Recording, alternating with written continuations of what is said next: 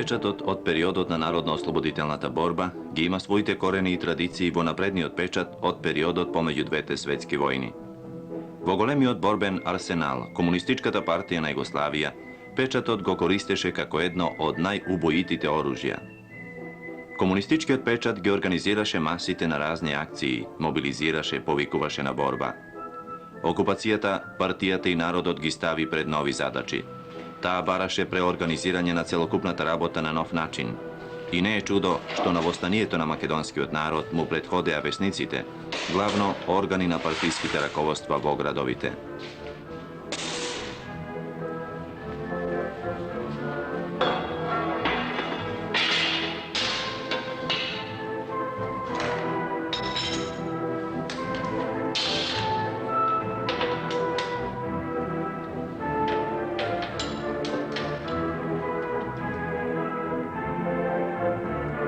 Наспроти печатот на окупаторот и нивните лаги, партиските организации во текот на целиот период од народно-ослободителната борба, преку своите органи ги откриваа лагите и вистинското лице на окупаторот, укажувајќи му го на народот уште во 1941 година патот по кој треба да оди, патот на борба, бунт и востание, како единствен начин за остварувањето на вековните идеали на македонскиот народ, неговата слобода.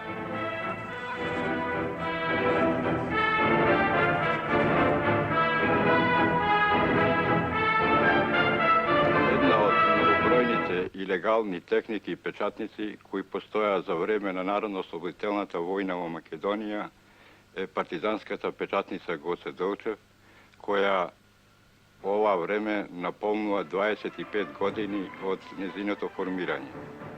Таа е формирана во село Битуше, кој во текот на народно-ослободителната војна одигра мощна, крупна историска улога, бидејќи во неа беа печатени најзначајните материјали кои беа издадени во текот на народно-ослободителната војна.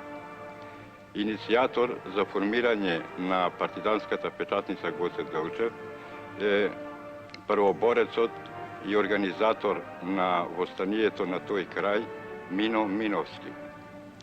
Бидејќи јас бев печатарски работник, кој работав преди вклучувањето во партизани во една од скопските печатници, овозможи да ја формираме и ова партизанска печатница. Интересатен е историјатот на ова партизанска печатница. Во една тишлевска работилница во селото Битуше успеавме со после подолги напори да направиме една дрвена преса за печатење. Исто така, во селото изработавме и други потребни делови кои беа неопходни за да може да се печатат. Исто така интересатен е случајот и со словата.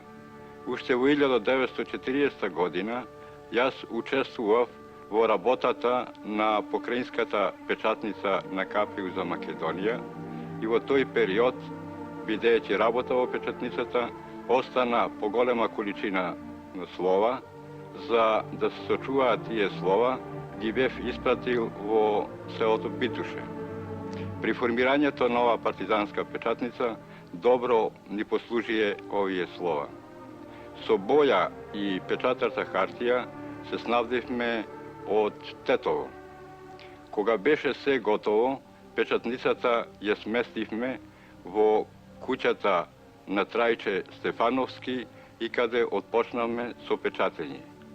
Голема радост беше кога ги отпечативме првите материјали, не само за нас кои што работавме во печатницата, туку и за областниот комитет, а и за целата партиска организација во Македонија.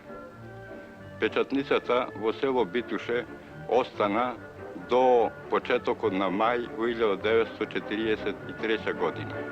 Потоа, по директива на Централниот комитет на Комунистичката партија на Македонија, печатницата беше преселена во шумите на Лопушник. Покрај многобројните материјали кои беа отпечатени во Лопушник, беше и отпечатена збирката на македонски народно-ослободителни песни во редакција на Кочо Рацин.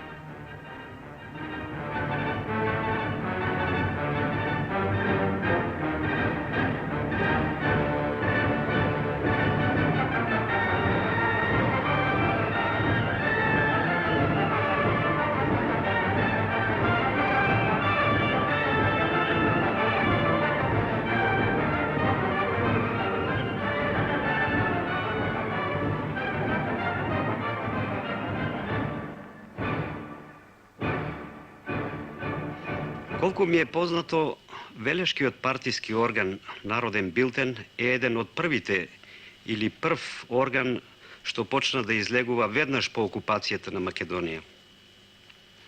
Тоа е и разбирливо и логично за една силна и здрава организација, каква што беше Велешката, која одгледуваше и традиции во оваа смисла. Се сеќавам дека Велешката партска организација уште во стара Југославија правеше обид и за организирање на поголема печатница, помодерна. Веднаш беше формирана и редакција во која покрај мене беше и Рацин и неколку други другари, главно студенти. Тоа беше, мислам, веднаш по нападот на Германија на Советскиот сојуз. Условите за работа беа многу тешки, но благодарение на опитноста на Рацина, сите тешкоти беа совладувани и билтенот излегуваше точно на време и редовно през целиот период во течение од повеќе од една година. Претходно беше подготвена и техника.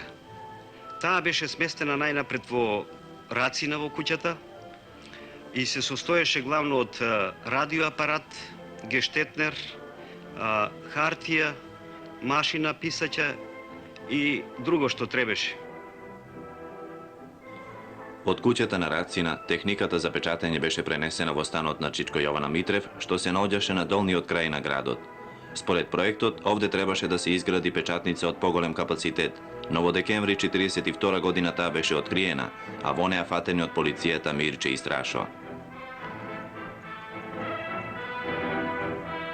Речиси во истиот период и кумановските комунисти покренуваат свој орган под името Дедо Иван, а подосна и Октобрис.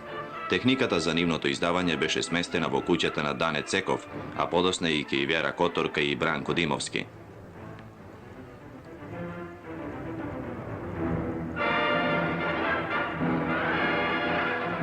Во Штип, сите работи околу издавањето на органот на областниот комитет за Источна Македонија Народен глас се вршеа во куќата на Фируз Назим. Во издавањето на овој весник учествуваа и Ванчо Прке, Тошо Арсов и Вера Цева.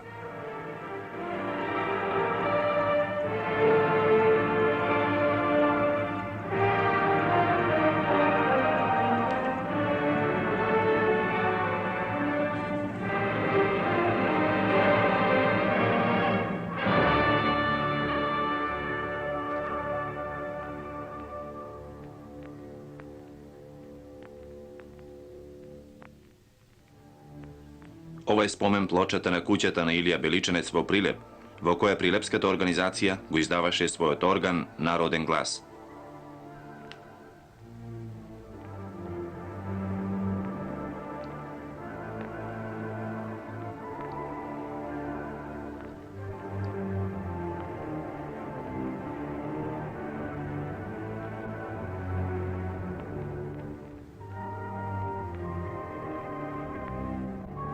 Некаде на почетокот 1942 година до тогашниот информативен весник, радиовесник и по одлука на тогавашниот местни, односно околиски комитет на Комунистичката партија на Македонија, со оглед и на задачите што стоја и пред Народно-ослободителното движение, прерасна во информативен весник Народен глас. Покрај тоа што весникот Народен глас даваше вести за разни настани и за успеси и на Народно-ослободителната војска и партизанските одреди во Македонија и во Југославија, даваше и разни написи. Се даваа оцени за политичката ситуација општо, за политичката ситуација на фронтовите во СССР, во Македонија и во цела Југославија. Народен глас се руководеше директно од местниот комитет, односно од секретарите. Во прво време руководеше секретарот на местниот комитет Прилеп Борко Темелковски Лилјак, потоа Благоат Алевски Иван, а пред свршетокот Круме Волнаровски и Кире Гавриловски. Излегуваше во 200 и до 500 примероци. Од една анкета што е вршена во 42 година, еден број е читан од 52 граѓани.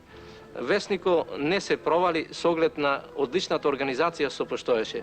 Така да редакцијата, тоест написите што се пишуваа се припремаа на едно место под шифра број 1, а додека печатењето на матрици во прво време, а потоа и на преса се вршеа во друго место под шифра број 2 и кај Пара и Милан Петрески, а додека умножувањето во поголем тираж се вршеше кај мене дома. Може што не се провали, има голема заслуга и мајка ми со оглед да непосредната врска што се вршеше, тоест се растураше весникот, го вршеше таја, а додека јас ове одржава врска само со другарите од месниот комитет. Весникот Народен глас не само што служеше и за информирање, него изигра и една улога. За прв пат во нашиот град и околината Прилеп се пишуваше на македонски јазик, а не како што бугарите сака да докажа да Македонија е еден дел, тоест еден драг камен во дотогашната корона, бугарска на целокупна Българија. Со оглед на улогата што изигра весникот Народен глас, после ослободувањето, тоест од 61 до 65, општинскиот Сојуз на борци заедно со општинското собрание издаде 4 јубиларни броја, а почнувајќи од 1965 година е веќе информативен постојан весник на општината во Прилеп под истиот назив Народен глас.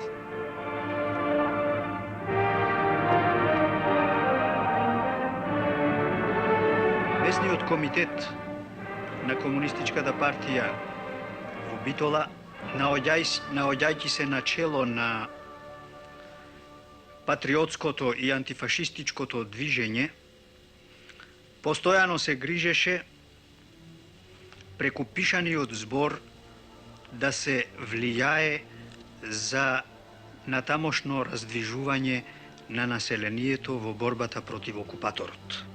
Кон крајот на 1941 година отпочна излегување на билтен кој периодично, а најчесто во деновите кога беше пазар во градот, заради полесното растурање сред селаните што масовно доаѓаја во градот, третираше одделни прашања од животот во градот и селата. Колку што се сеќавам, до месец април 1942 година излегоа околу 15 броеви од овој билтен. Над неговото редовно излегување постојано бдееше неуморниот Стив Наумов. Еве, например, што содржеа неколку карактеристични броеви на билтенот. Во број 9 од јануари 1942 година уводникот беше посветен на 18-тата годишнина од смртта на Ленина, а потоа беа дадени написи на следниве теми: за положбата на селото, за теророт на бугарските повелачи со две конкретни цртички, едната со наслов "Полициски агент мава еден селанин среде во градот", а другата со наслов "Ке печеме леб со слама". Потоа беше коментар на тема "Македонските чорбаджии за фашизмот" и на крајот беше постојаната рубрика на билтенот "Преглед на вести". Во број 10 најнапред е отпечатена конференцијата за печат на Лозовски во Москва, а потоа се дадени два коментара. Едниот кога и како ќе го откупат тутунот и вториот нешто за стопанската политика на бугарското правителство. Билтенот на Битолскиот местен комитет беше периодичен весник. Навистина тој делуваше скромно со невешто куцаните на машина и умножувани на циклостил страници. Но тој делуваше страшно за окупаторите. Тој беше во посебни пакетчиња, растуран од членовите на скојот и носен во зимбили или пазуви низ градските куќи или по селата. Во условите кога окупаторот имаше забрането и оневозможено секакво слушање на радиостаници, освен на неговите, а неговиот печат беше полн со лаги, билтенот на местниот комитет во Битола им беше драгоцен на сите патриоти. Затоа и првата акција на бугарската полиција во Битола во април 1942 година беше ликвидирање на техниката за да се оневозможи излегувањето на билтенот и на другите материјали. Подоцна, пак со заздравувањето на битолската партиска организација, се отпочна со издавање на летоци и други материјали.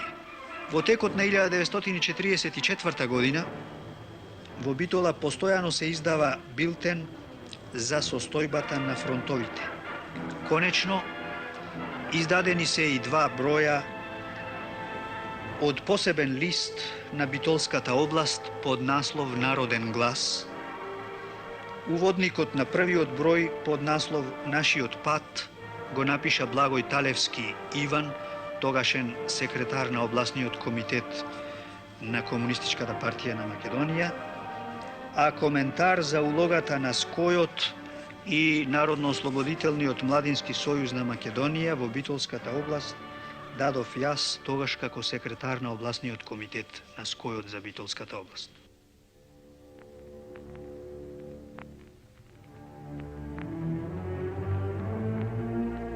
Во Тетово, еден по друг излегуваа весниците Народен весник, Братство и Востаник. Првоборецот Драган Спировски, во чија куќа беше сместена техниката и се издава весниците, се исполнува за некои моменти.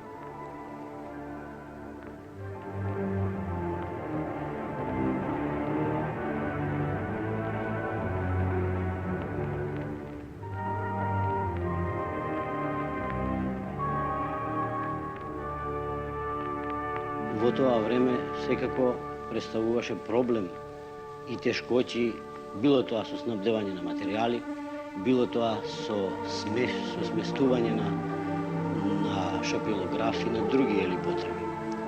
Поради конспиративноста на една ваква организација, за која во тоа време сметавме дека треба најповеќе да се посвети пажња на тоа да не дојде до провала, односно окупаторот да разбере каде се наоѓаат тие машини, мораше да се организира практично на 3 места изработувањето на овие материјали. Така да на едно место се печатеа на шапилограф, на второ место се печатеше на машина, односно се куцаа матрици, а на трето место се пишуваа тие материјали. Поради конспиративност, партиската организација одеше до таа мера да само еден човек од партискиот комитет биде запознат каде се овие односно шапилограф, машина и друго наоѓа и само оној кој што работи на тие материјали. Тешкоќите продолжуваа и со тоа што не можеше така лесно да се дојде до материјали, било тоа за бои, било тоа за матрици, било тоа за хартија. Бевме принудени да хартија практично се снабдеваме од бакалници кои што продаваат алва и на таква хартија да се печата. Од печатницата момчиња кои беа кандидати из Коевци, преку нив се организираше взимање на боја, понекој пати хартија. При ова треба да се напомене дека во тоа време, при една таква масовна организација, да речем, испаѓање на билтен, весник и други марксистички материјали, најголема улога има другарот Крсте Црвенковски, кој уствари работеше на пишување на разни прогласи, чланци и така натаму, а Тодор Циповски Мерџан беше ангажиран за вадење на шапилограф на овие материјали. Така да се постигнуваше да 2 пати неделно по 2 џака материјали се испраќаат до Гостивар, од каде се растураат на другите терени или во Западна Македонија. Во оваа време се превзедоа и такви мерки да се прибираат букви и други материјали за приготвување и организирање на поорганизирана печатница во Западна Македонија. така да организирањето продолжи со прибирање на слова од печатницата од Тетово, од Скопје и други материјали, и истите беа пребацувани на терените од Ростушко, Дебарско, Галичко, и потоа се организира печатница која покасно стана печатница при главниот штаб на Македонија во Западна Македонија.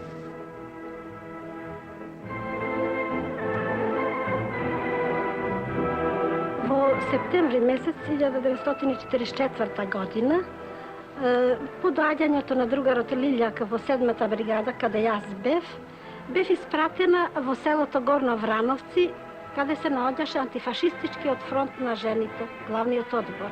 Одборот беше сместен во една зграда на спрат и таму се одржува состониците на одборот, а на еден од состониците беше решено да се формира, поправо да се пристапи кон издавање на едно списание за жени од Македонија, како еден вид орган на антифашистичкиот фронт на жените од Македонија. Беше формиран редакцијски одбор во кој влегов и јас.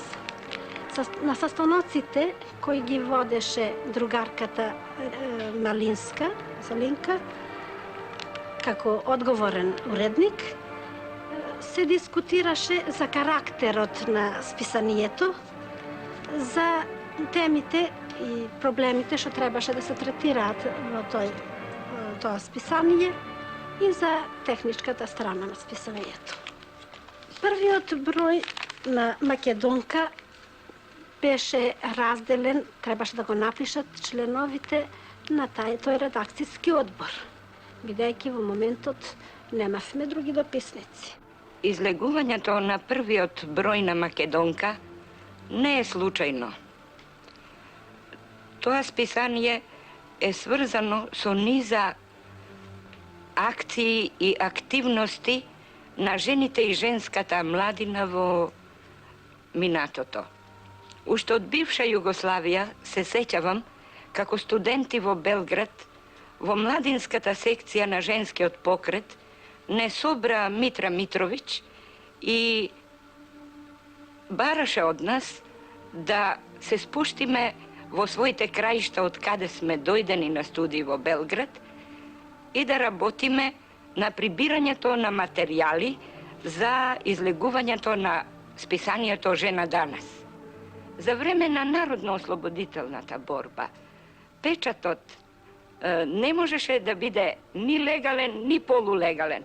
Меѓутоа, во Битола, во женската задруга, ние долго време издававме зидни весници, каде што доста голем број на млади жени и младинки пишуваа статии и се трудеа да на македонски јазик напишат оноа што го чувствуваат и оноа што се случува околу нив. Јас отидов во Горно Врановци тогаш кога требаше да се дособерат материјалите за Македонка и кога требаше да се печати во партизанската печатница самиот лист. Поголемиот дел од материјалот беше сложен во Горно Врановци, а конечното отпечатување на листот стана во Битола. Радоста со излегувањето на првиот број на Македонка беше преголема како за граѓаните, особено за жените и младината во Битола, така и за целото население на ослободената територија.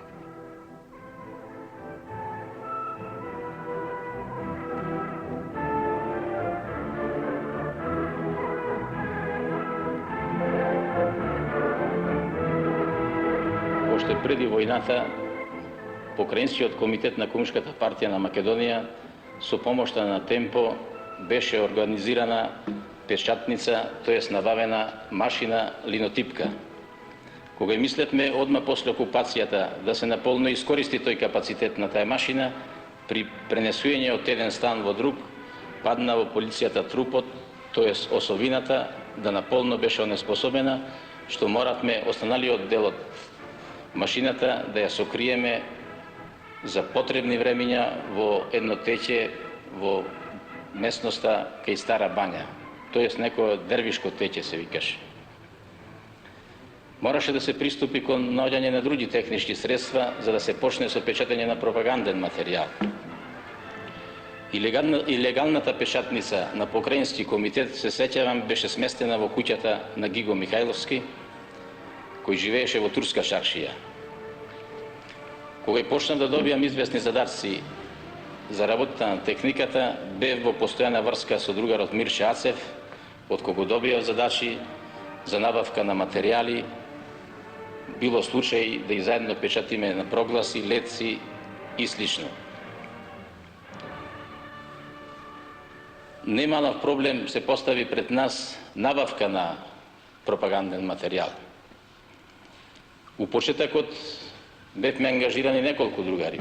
Подоцна се створи приличен број, се ангажира и се прошири мрежата за набавување на хартија, матрици, боја, мастило. Од голем број на тој материјал се снабдувавме од книжарницата на Лазар Танев, кој беше поврзан со движењето. Пресата на која работевме беше едноставна, проста, изискуваше огромни напори, jer беше мал капацитетот, да така често пати гладни, со дни неодморени, ненаспани,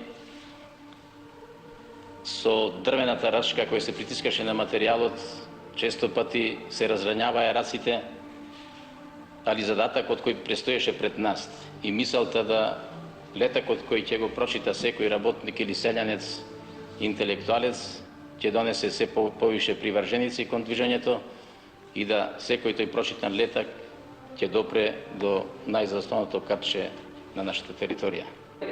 Во осеќавање ми еден разговор со другарот Мирче Ацев околу набавка на пропагандниот материјал. Мирче знаеше да каже да набавиш толку хартија и утре у 9 сат материјалот да биде готов. Покушав преку везите кои што ми беа познати, меѓутим не успеав да набавим хартија. Појдов и го информирав да ситуацијата е таква да не ќе можеме да го извршиме задатокот. Мирче викаше не може, него само може. Наново правив напори за да се набави материјал и да се исполни задатокот, меѓутим преку врската разбрав да Мирче знае една врска кај што има материјал. И појдов, му викам, зашто не ми кажуваш кога веќе знаеш ти да може да се набави материјал и гледаш колку се измачив во тражењето, а он одговори, вика, требе да бидеме што поснодливи, да ги прошируваме врските и тоа беше императив. Така успевавме да ги на време извршуваме задачите, да го прошируваме печатот. Во сеќавање ми е да и сега каде овде се наоѓаме во печатницата Гоце Делчев, уште окупаторот не беше истеран од нашата земја, веќе нашите другари почнаа да печата потребен материјал за повик на населението, прогласи, летци се издаваја, да така одма со ослободување на нашата земја првиот наш лист Нова Македонија испадна од ова печатница.